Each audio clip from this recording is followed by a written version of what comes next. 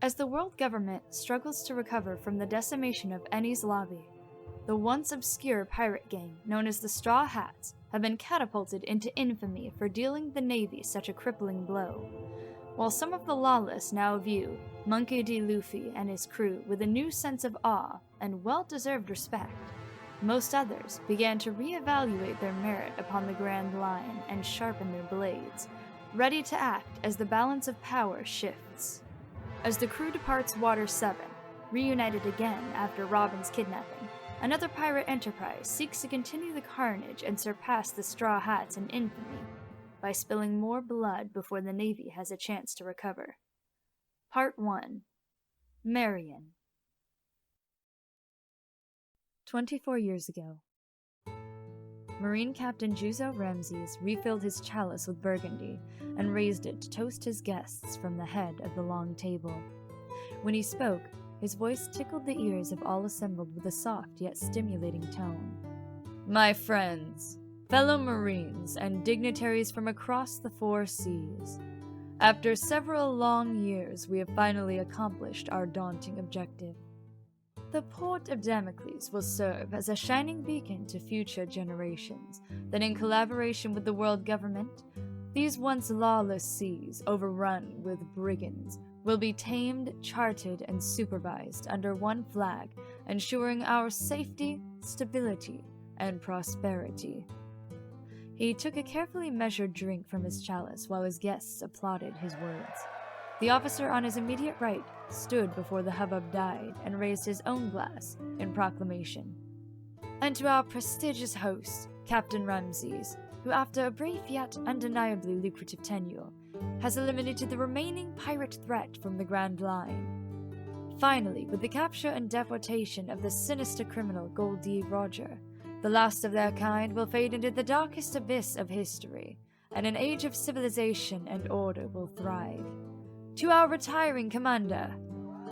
Most of the guests stood and applauded even harder as Rameses took a bow, the golden cufflinks upon his crimson jacket catching the light and reflecting a twinkle in his dark eyes, which were nearly as identical in color to his outfit. After the meal was over, Rameses stood on the balcony of his manor, overlooking the newly completed port, where several dozen Navy ships were anchored. As usual, he wore his wide-brimmed parson's hat instead of the traditional marine cap. The crisp night breeze caught the long, elegant, dark hair cascading down his back, like it would a woman's silken scarf. He inhaled deep from his cigar, and beckoned his comrade forward with a wave of his gloved hand. Come, Finley, he gestured as he exhaled a plume of silver smoke. I only have a few of these left, and I'd be distraught if any of them went to waste. They're the finest from last year's harvest on the summer isles in the South Blue. You always had a taste for the most refined pleasures, Finley responded as he allowed Rameses to light the offered cigar for him. I appreciate your words during dinner. The captain snapped the lighter shut. I suppose I should enjoy the praise while I can get it. Retirement rarely offers opportunities for future recognition. Finley guffawed. Retirement? You're still a young man. Only 5 years in command of your own ship, and you've decided to pack it in. You'll be back when they offer you a vice admiral's position in your own armada. Rameses shook his head. My dreams have been fulfilled. The Grand Line has been won by the world government, therefore allowing the corners of the map to be filled in, and this beautiful haven you see before you has been finished ahead of schedule, connecting thousands of people in a way they never otherwise would have assembled. It's a miraculous port, Finley agreed. It's a shame so many fine men had to die in order to secure a foothold here. Every drop of marine blood was avenged. Rameses leaned his arms against the stone railing. The Black Clover Pirates thought they could defy the momentum of history, and to their credit they battled hard and long, nearly to the last man. But I always knew when I saw this island it was where I would establish a new colony, and retire in peace. My contribution to the future. The bustling harbor below them echoed with the raucous laughter of the people and the joyful songs played by the various musicians on the respective street corners. Everyone was happy. All words spoken were in kindness. Tell me, Finley, wasn't this worth the bloodshed, the loss of our fallen friends? Juzo Rameses almost whispered. Finley thought of their comrades who had perished during the naval battle Rameses had led to this harbor when the Black Clover Pirates made their last stand. Captain Godfrey had been a noble and selfless man with 7 children, the last of whom he had never met, who had devoted his life to the idyllic belief that all could live in peace together on the sea.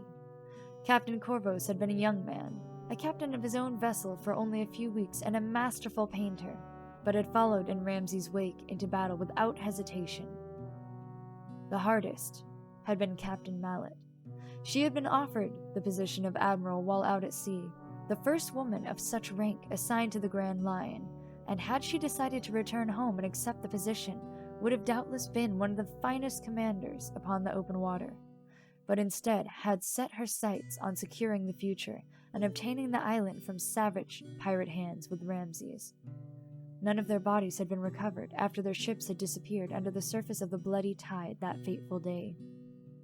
Their sacrifice won us the Grand Line, Rameses continued without waiting for Finley's answer. I would argue twice the carnage, twice the deaths, would have been worth this. The promise of a peaceful, prosperous tomorrow. Finley watched the captain confidently spin the cigar between his long fingers. I fear there will always be bloodshed, Juzo, Finley responded. Before long, someone may attempt to take the port of Damocles for themselves. It's the nature of humanity. Not under my watch, Rameses replied. Perhaps the weaker ones who come after me. Surely you've heard of these supposed cursed fruits that have already made their first appearance on the Grand Line? Finley raised an eyebrow. The rumor is, they give people unnatural power, horrifying, near unstoppable abilities. If the accounts are true, and these individuals multiply, how will any of us be able to anticipate what is to come? Surely it's not just a matter of strength and weakness. Rameses crushed the stub of his burning cigar down on top of an ant crawling across the stone railing. It will always be about strength and weakness. I've heard of those fruits you speak of. They're an abomination of nature. But I assure you, they will only destroy those who are foolish enough to enchant themselves with their spells. They are simply devices for the weak to try and elevate themselves. The Navy will never allow itself to be seduced by them, and mark my words, men such as myself will never taste them either. Ramses' long coat caught the breeze during the next few moments of cold silence. The captain eventually yawned. If you'll excuse me, Finley, I'm retiring for the evening. My books are calling me. I'll meet you at breakfast in the main hall tomorrow. Good night, Captain, Finley responded simply as the departing footsteps echoed down the stone passage. After another moment, the bell tower sounded, announcing the hour, and Finley could never recall a time when the chiming of bells on such a peaceful night had sounded quite so ominous. Finley was sharing a nightcap with 2 of his shipmates, Iro and Jacoby, in one of the many seaside bars when a thunderous crash echoed from across the harbor. The 3 men leapt to their feet and sprinted outside to discover one of the trading ships entering the port in the darkness had crashed into a moored ship, and both were now taking on water. Sailors from both vessels were leaping over the sides, attempting to escape the wreck. Quick! Finley instructed his men. Get boats in the water and rescue those men. Alert the guards to close the harbor to prevent any further collisions. I'll go alert Captain Rameses. Finley and his men sprinted off in 3 different directions as the screams from out on the water echoed down the stone alleyways of the surrounding streets. Finley launched himself up the main steps, past the gate, and into the captain's main foyer. The captain isn't in his chambers, came the butler's voice from upstairs, who was clearly aware of the commotion upon the water. He mentioned his books. Perhaps he's in the library. Finley gasped for air and sprinted down the hall. He entered the elegant library without knocking. Inside, the spacious archive was adorned with an ornate fireplace, leather armchairs, and rows of wooden bookshelves nearly buckling under the weight of the thousands of texts they held. Juzo! Finley cried out, but no reply came from amongst the stacks. He was about to call out again when he paused. Despite the warmth of the fire raging under the mantelpiece, There was a chill in the air he couldn't account for. He turned and noticed a narrow space between one of the shelves and the wall. A blast of cold air hit his face again as he approached the opening. It was a secret passage, and based on the frigid temperature, it led outside the mansion. Seizing his own pocket lighter from his jacket, he raised the tiny flame above his head and ventured down into the tunnel, desperate to find the port's overseer and inform him of the accident. After several minutes, the tunnel narrowed, and Finley began to recognize the layered brick of the old fort that sat out by the cliffs overlooking the ocean that the Black Clover Pirates had once used as a lookout shelter.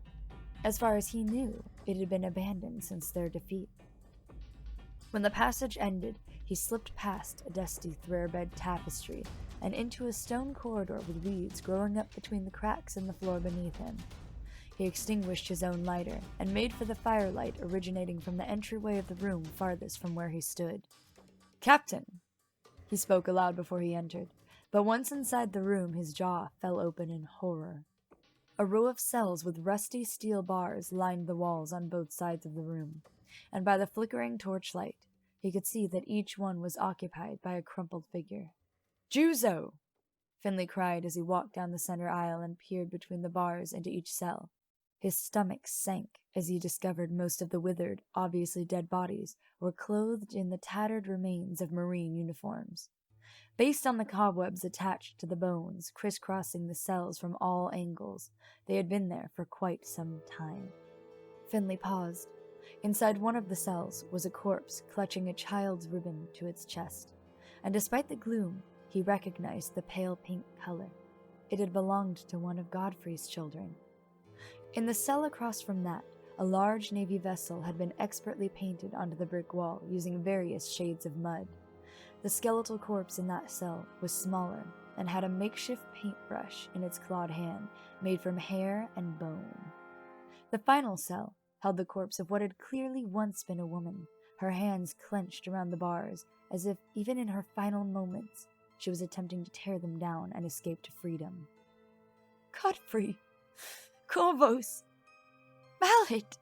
Finley whispered in petrified shock. From behind him, one of the corpses coughed, and Finley spun around. Inside the gloom of the cell, a pale figure with a clover tattooed across his bare chest reached out towards Finley with broken fingers. "They killed the children. The families that surrendered. They used as cannons." Finley raised his lighter again and knelt towards the bars to better hear the rambling prisoner. "Are you a pirate? A Black Clover pirate?" he demanded. "Who did this?" "This was our island. We brokered a truce.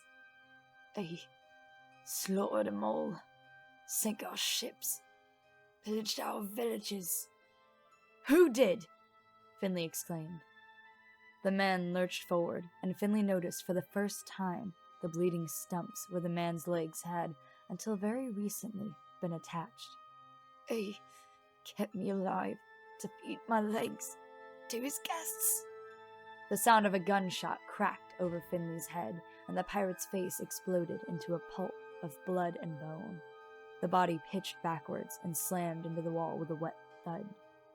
Finley turned right before the revolver came down hard across his temple, and he hit the cold ground, blood staining his vision. Juzo Rameses set the pistol down upon a small wooden table where stained surgical tools and knives lay discarded on a metal tray. "Oh, Finley, I wish you had gone to bed," the man spoke solemnly. "You killed them all," Finley snarled as he attempted to raise himself up onto his knees. "You said the Black Clover Pirates attacked our fleet. You said you had no choice but to return fire." Rameses wasn't looking at his friend, but rather at one of the dancing flames atop the torch mounted onto the wall. His wide-brimmed hat cast a malicious shadow down across the eyes, so only the faintest red points of reflected light were visible. They were pirates, Finley. Drunkards and thieves who were scavenging off the surrounding islands. They were living a self-destructive lifestyle that wouldn't have benefited anyone, not even themselves. You should have seen their families. their children playing in filth, the wives whoring themselves out upon the docks. They offered to divide the island with the Navy in exchange for their lives. Ramses' eyes grew hard and his brow furrowed. As if we could live alongside their kind. You killed the other captains, Juzo. You held them in cells. They were your friends. Juzo shrugged. I needed our side to take heavy casualties so I could muster the strength needed to annihilate these animals. Yes, I killed the crews, sank their ships, but it was all for the greater good. I tried to reason with the captains. I tried to make them understand.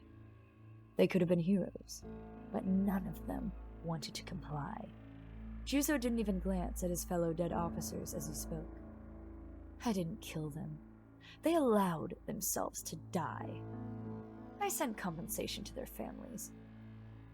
You murderer! Criminal! Finley bellowed. What have you done? Juzo smirked. I've paved the way to a brighter future. There will be order and harmony now, thanks to the sacrifices of so many. Rameses knelt and grabbed Finley around the throat. I'm a fair man, Lieutenant. I could kill you, but I won't. You will be given the same opportunity they had. He unlocked the dead pirate's cell. Take as much time as you need. Suddenly, blood exploded from the captain's shoulder, and he cried out in pain and leapt to his feet, causing his hat to fly off and land upon the dusty cobblestones. Finley noticed Iroh and Jacoby standing by the doorway, Jacoby with his flint pistol in the process of reloading it. Stand down, Captain! Iroh called out in fury. Juzo Rameses staggered, and as he attempted to steady himself by leaning against the table, he knocked over the metal tray, sending the instruments clattering to the floor. You miserable ingrates! He snarled as he made his way towards them, pulling a curved blade out from under his jacket. Jacoby scrambled to finish reloading the pistol, but despite being wounded, the towering man was nearly upon them. He roared as he raised the knife, but collapsed as Finley fired another shot, dead between his shoulder blades with the captain's own fallen weapon. Find him! Quick! Finley gasped before his legs buckled beneath him and he fell forward upon the ground. When Rameses opened his eyes, the light of a harsh, blood-red sunrise was prying itself under his eyelids. He tried to raise himself into a sitting position, but found that his hands were handcuffed behind him around his belt. The sound of tides striking the shore was as loud as cannon fire, and the salty air threatened to choke him as it fought its way past his parched lips. Water, he muttered. His shoulder and torso were heavily bandaged, but he could still feel the pain from the raw, bleeding flesh from where he had been shot, burning him like molten metal. Finley bent over him and extended a canister to his lips, which he accepted carefully. Where am I? Juzo asked, noticing the blood-stained bandage wrapped around his friend's temple. The west side of the island, Finley replied simply. How long have I been unconscious? Nearly 6 hours, the man said somberly. As Juzo's eyes adjusted, the blurry smudges of foreign objects in the distance began to come into focus. There was a ship approaching, a ship with a black clover upon its flag. Finley, Rameses spat, if you do this, it will all have been for nothing. All those brave men will have died in vain. The port will forever be tarnished, and it will struggle and collapse under the savagery of my actions. The pirates will return and multiply with an enraged vengeance against the Navy. Don't allow the future we have built to fail. Finley pulled the last of the South Blue cigars from his jacket and breathed in the fragrance. You're right, Juzo. That's why, aside from our men here on the island, only the most senior officers will ever know what you've done. The people will assume you sailed away into the night to live out your retirement in peace. Juzo glanced out at the ocean again and noticed several figures had left the ship and were now rowing ashore. Just kill me, Finley. I'm owed an honorable death. Don't give me to them. Finley lit the cigar. Juzo. He paused as he exhaled the richly scented smoke, taking a moment to choose his words carefully. You massacred women and children. You held your fellow officers captive and let them starve. You tortured a pirate to the point of insanity. All that in a repulsive, yet rational type of way. Can I understand your motives? He turned to his former friend and met his dark red eyes. But what I can't understand is why you fed us the flesh of that man. Juzo stared back at him in silence, his eyes not yielding even an inch. I think you enjoy violence, Juzo. I don't think you'll ever stop. That's why you aren't owed anything. That's why I'm giving you to them. Juzo Rameses didn't utter another sound as 8 men approached them. 4 were naval officers. The rest were pirates, each with a black clover tattoo somewhere on their person. The tallest of the pirates stepped forward and kicked Juzo in the stomach. I'm Captain Grillo of the flagship Nightmare Song. You destroyed my home, annihilated my people, and tortured and ate my brother. The dark man bent down to look Juzo in the eye. You thought you killed us all? You were wrong. The disgraced captain refused to respond to the pirate's words. You're going to beg us to put out your eyes so you won't have to watch us cut into you. Grillo stood. Take him! His men marched forward and began to drag the man down away towards the beach. Finley accepted the sack of gold the pirate captain offered him. This is a secret we take to the sea floor. Finley spoke aloud, his tone lost somewhere between content and ashamed. You have my word, and the word of my crew. Grillo tipped his hat. Good evening, gentlemen. The man turned and followed his men back towards the sea. Finley dropped the unfinished cigar down into the sand and looked at each of the Marines gathered around him. We will never speak of this again. Each officer nodded his head silently. Finley awoke later that morning and took his tea out on the balcony at Ramses Manor. Fortunately, no one had died after the collision of ships the previous evening, but a handful had been severely wounded, and several tons of food and dry goods had been lost to the sea. Finley's hand trembled slightly as he lowered the cup back down onto the saucer. At least no one had been killed.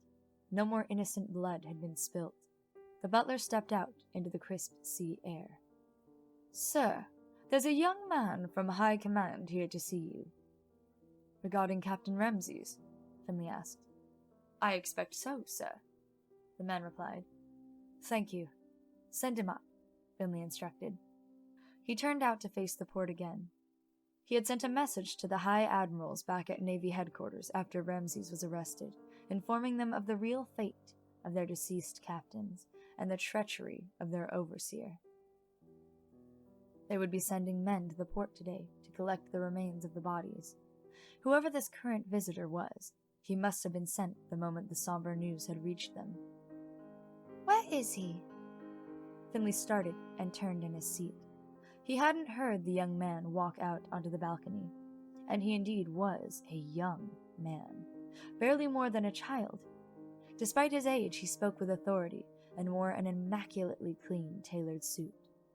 His dark eyes were as unyielding as tidal waves, and they never blinked once as Finley stared back into them. He stood shakily. Lieutenant Finley, sir. I'm sorry, I wasn't informed of your name. Rob Lucci, the boy responded without emotion. Again, where is he? Captain Rameses, sir. Finley took the boy's stone-cold silence as an affirmative.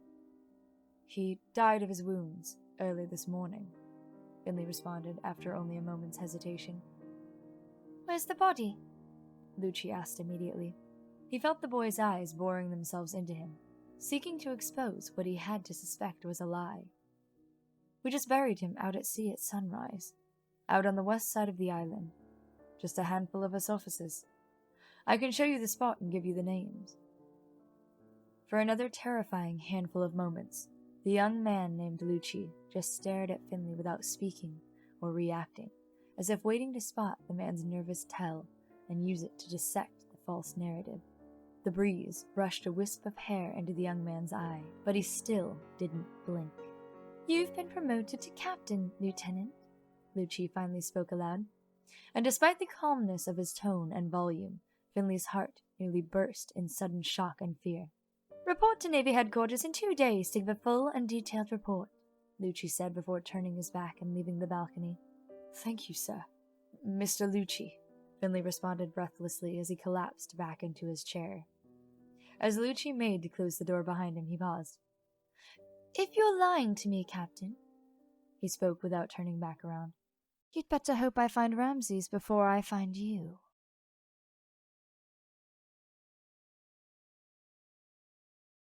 Descended the stairs into the belly of his ship as the lanterns swayed precariously on their hooks. The wind had picked up, and they had entered a particularly bad patch of sea. He maneuvered his way through the rows of empty hammocks before he reached the small lavatory they had converted into a cell for their guest. The lone crew member, assigned to watch the door, stood at attention as his captain approached. "Has he eaten anything?" Grillo asked. "Nothing for nearly a week, Captain," the man replied. "He's intent on starving himself to death." Grillo pulled a pair of pliers from his pocket. "That's not for him to decide. He hasn't suffered enough yet." The ship pitched sideways, and several rows of stacked cargo tilted precariously as the men staggered and attempted to keep their balance. "Open the door," Grillo commanded.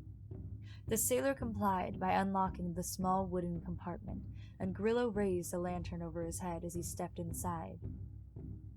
It reeked of feces in the small space, and no natural light of any kind had been able to locate this irrelevant nook from the world outside. Bound with 3 layers of chains, the emaciated Juzo Rameses covered his face with his hands to prevent the light from assaulting his eyes. Grillo kicked the man in the chest, and the former Marine choked out a haggard cough as he doubled over and curled into a fetal position. "You think you've been down here long? There are good men who've been pulled breathing from the sea after a longer spell." Grillo scowled in a booming voice to drown out the sounds of the creaking ship around them. "It's true, I've lost count of the weeks, but I won't be satisfied until myself and every man under my command has lost track of the years." Rameses peered up at him from the foul-smelling gloom, his red eyes forlorn, yet unapologetic and irritatingly unafraid. The man's face was a roadmap of scars where they had cut away at his flesh and peeled away strips from his brow and cheeks.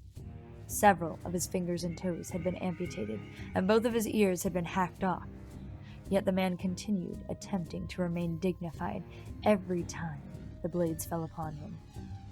The only reason Grillo had not removed his tongue yet was because he was hoping to truly break the man and make him scream in anguish long into the night. "Do you think because you're not eating we'll let you die?" Grillo bent forward and grabbed the man's gaunt face. "I won't let starvation take you so easily. Open your mouth or I'll cut a hole in your neck and force-feed the wound." He pried the man's mouth open with pliers and stuffed a rotten tomato past his remaining teeth and down his throat. "I decide your fate, Juzo." The former Marine hacked up bile as he tried to fight back, but clearly didn't have strength enough. Grillo looked back towards the guard. "Hand me one of those potato sacks." The guard turned around to locate the crate filled with potatoes, but the inventory had been tossed around so haphazardly by the sea, he couldn't locate them. Food and supplies were scattered about like debris after a hurricane. He bent forward and picked up a single spiked fruit wrapped in foil and handed it to Grillo. "Have a meat this old, Captain. That pointy bastard should tear up his throat something awful." Grillo took the misshapen plum and squeezed it tight in his fist, the spikes pricking the flesh of his palm and causing blood to flow down his wrist along with the juice. Again, he pried open the man's mouth mercilessly, shoved the sharpened fruit over his tongue, and held his nose closed until the man was forced to chew just to allow air to pass through to his lungs. He coughed up blood and bits of soggy fruit as the spikes cut into his gums. "Captain!" a man called urgently from the deck above. "Man overboard! Port side!" Grillo immediately stood and handed the guard the pliers. "Watch him," Grillo commanded. "I'll be back." The guard shut the door behind him and cast the prisoner back into darkness again. He heard the starving man hacking and gagging as he painfully tried to ingest the fruit and choking. Where had such a strange fruit come from? He thought absent-mindedly. He was sure he had never seen such a thing upstairs in the ship's galley. Then he paused. He bent forward to examine the container where he had found the foiled-covered fruit. Inside were a half-dozen silver medallions and ivory pieces they had looted from a merchant ship several months back. They had intended on trading the crate for barrels of food and rum next time they put into port. Why had that fruit been so valuable? Suddenly, from the room behind him, he heard their captive begin to cry out in agonizing pain, like he was being lowered into a raging fire. The chains rattled furiously as they were tossed about, and then there came the ear-splitting sounds of dull popping, like metal giving way and shattering. The man's roars of pain became deeper, more animalistic, and far more enraged. The guard took several steps back towards the stairway as he felt the reverberations of the man slamming his bulk against the wooden walls. "Captain!" he croaked out in panic. Suddenly, the noises behind the door ceased, and for the briefest few moments, he thought it was over. The lantern he held high in his hand suddenly sputtered and died. Then came the sound of the door being ripped from its hinges. Finley lay amongst the wreckage of his decimated flagship. His fallen crew were scattered in broken heaps amongst the sharp rocks where the ship had capsized. None of them moved. He was completely alone. He made an awkward attempt to stand, but suddenly realized that recovery was a foregone conclusion. He could no longer feel his legs. The seawater washed up around his chest as the tide began to come in. He doubted he would live long enough to drown. After another minute, a single figure made his way across the sand towards him. He was the same man who had responded to their distress flare right before the ship collided with the rocks, right before the slaughter had begun. The lone man had stepped out of his small boat seemingly completely alone and disappeared into the trees to hunt the beast. After a short while, the furious sounds of battle had ended, and the man had dragged the massive brute from the forest and tied him up upon the beach. Finley shuddered in relief as he saw bright blood staining the long black blade in the man's hand. You cut him." "I did." The man paused as he looked down at the defeated Marine, his hawkish eyes calm despite the terror they had just been forced to stare down. No one has ever cut him before." Finley managed to chuckle. Is he dead?" The man shook his head. "Please," Finley pleaded. "I made a mistake once, leaving him alive. Once I heard what had happened, I tried to correct my mistake." "Your bigger mistake was only bringing one ship." The man looked out at the wreckage. "You were no match for him alone." Finley felt the cold creeping up his chest. I couldn't risk any more lives." "I'm no executioner." The swordsman knelt beside him. "There's another Navy ship on the horizon approaching now. I'll make sure he's locked away someplace secure. He has blood on his hands he needs to atone for." Finley tasted his own blood on his tongue as he coughed. "That's Lieutenant Iroh. Tell him my crew died honorably. Make sure their families remember them as heroes." The swordsman nodded simply. "What about you?" He pointed at the massive harpoon-sized quill protruding from Finley's lower gut. "That won't heal." Finley shook his head. "Don't let them see me like this." "Would you like some water?" Finley nodded. The swordsman pulled a silver chalice from his pocket and filled it from a flask at his hip with cool, fresh water. How was Roger's execution?" Finley asked after he had emptied the chalice. The swordsman blinked. "The age of pirates is finally over," he lied, choosing not to report to the dying man the Pirate King's last words. He pulled his kogatana from the sheath around his neck. "What is your name?" Finley asked, as the blade caught the sunlight. "Dracule," the man replied. "Thank you, Dracule." Finley whispered as he shut his eyes.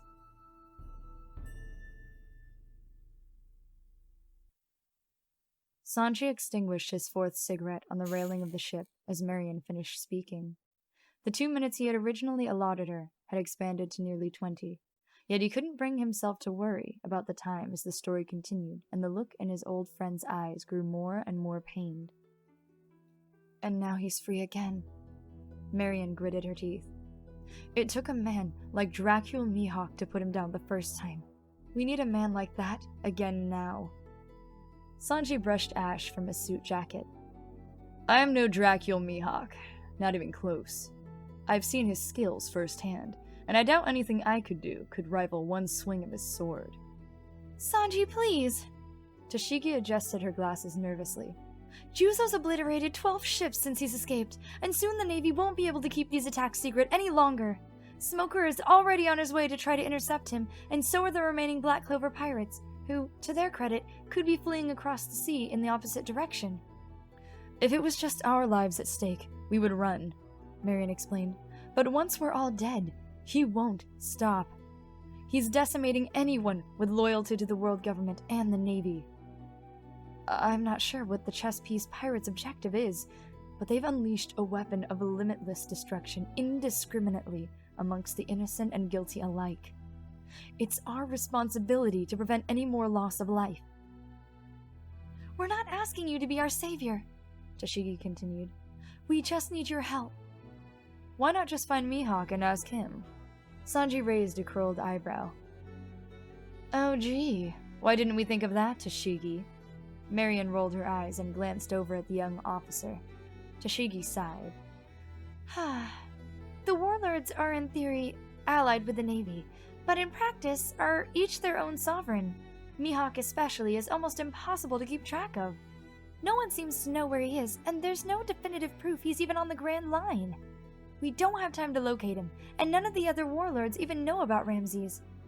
I doubt they'd offer to help even if they did. Sanji dug his fists into his pockets and stared at the women in silence for a few moments as he considered. Again, Luffy is the one you want. He took down one of the warlords on his own. He'll help you if you let me speak to him and the rest of the crew. Luffy can't know, Tashigi insisted. He's a loose cannon, Sanji. Reckless. Unpredictable. Yes, he defeated Crocodile, but he nearly destroyed his city while doing it. He'd never follow orders. Even if he did, his bounty is so high we'd be forced to arrest him immediately after. Look, do you want to catch this guy and save some lives, or do you want to uphold the fictional, glorious reputation of the Navy? Because it sounds to me like you don't have a choice here. Sanji responded with an edge to his voice. Glory doesn't come from recognition. It comes from doing the right thing when you are accountable. This is how we make the Navy's reputation less fictional and more glorious, Tashigi countered. So no, we don't have a choice, but you do. Sanji's lifelong code of chivalry clashed heavily against his loyalty for his crew. He had never predicted those two unshakable creeds that had shaped his character would ever be in conflict. One had always seemed to reinforce the other. You're tying my hands behind my back. Good thing you're so skilled with your legs, Marion replied with dry humor. Sanji exhaled an unhappy cloud of smoke. I'll do it, but I have conditions. Name them, Tashigi nodded, a fresh glimmer of hope in her eye. If Luffy is out, then he is out. You have to guarantee his safety and the safety of all the others on the ship with him. None of them will enter the line of fire, and after it's all over and you return me to my crew, none of them are to be touched. Bounties be damned. You have my word. Smokers as well, Tashigi promised. Keep in mind, I'm not doing this for the Navy, the Black Clover Pirates, or for you. Sanji pointed to Marion. I'm doing this for those innocents who are in danger, including my crew, who may encounter this guy one day if you all fail. Understood, Marion replied, seemingly unoffended. Sanji glanced back over his shoulder towards his friends on the horizon. You may not like this next condition, but I promise I like it even less. What is it? Marion asked. Sanji turned to face them. Under no circumstances is Luffy to be involved. I understand that. But what about the others? Zoro spun his katanas in brilliant fluid motions as he stood alone on the foredeck. Nami had insisted they drop anchor at the nearest island and scour the ship from top to bottom, looking for Sanji and the mysterious woman.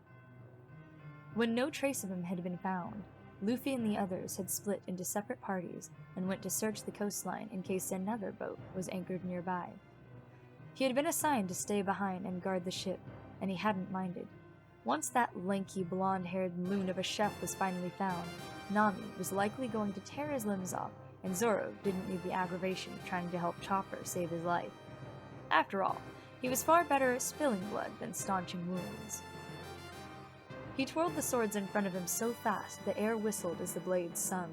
He took a step forward, maintaining his balance, and then spun like lightning, the weapon pointed before him in his outstretched arm, as still as stone, the tip of the blade an inch away from Sanji's throat.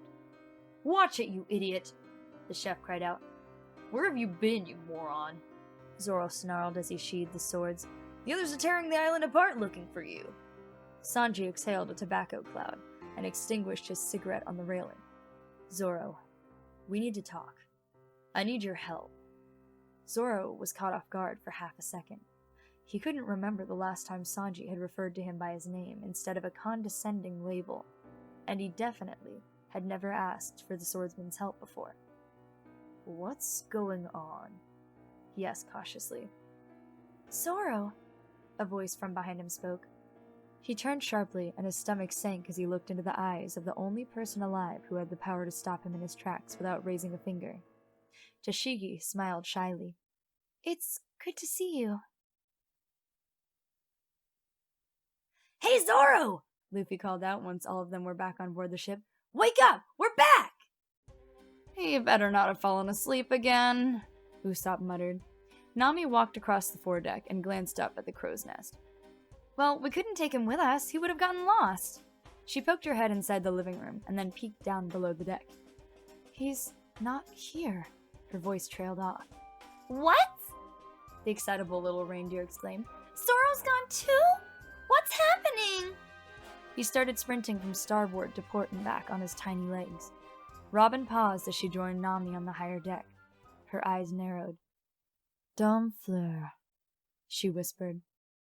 A delicate female arm sprung like a flower from topsoil over by the far railing and slowly picked up the butt of an extinguished cigarette between two fingers. "Sanji was here," she said with certainty. Nami walked over and examined the withered smoke in the fingers of Robin's third hand. It's bone dry," she muttered. "He was just here." "Hey guys!" Usopp called from inside the galley. He walked back out into the light of sunset and held up a single torn parchment page. "It's from Sanji. It says to anchor here for 3 days, and he put boxed lunches for us in the fridge. Zoro's signature is on it too."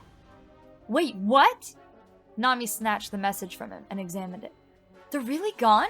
They left without saying anything?" "Ha ha!" Chopper wailed. "Why would they leave us like this?" Robin glanced at Luffy, whose brow was furrowed with confusion and anger, which were quickly fusing together and evolving into rage.